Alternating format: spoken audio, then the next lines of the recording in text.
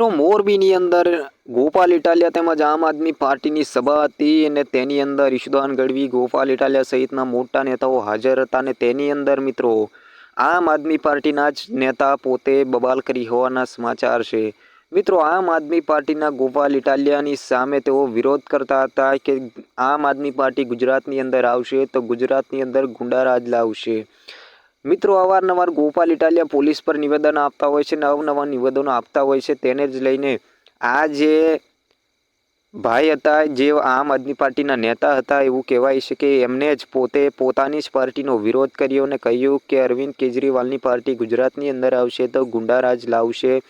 તો મિત્રો તમને શું લાગી રહ્યું છે કે આ ગોપાલ ઇટાલિયાને લઈને જે વિરોધ કરવામાં આવ્યો ગોપાલ ઇટાલિયાને આમ આદમી પાર્ટીનો, તો મિત્રો આ ભાઈ સાચા હોઈ શકે છે કે પછી આમ આદમી પાર્ટીની અંદર રાજનૈતિક ડખાના કારણે આ બધું થયું હોઈ શકે? શું માનવું છે તમારું આને લઈને?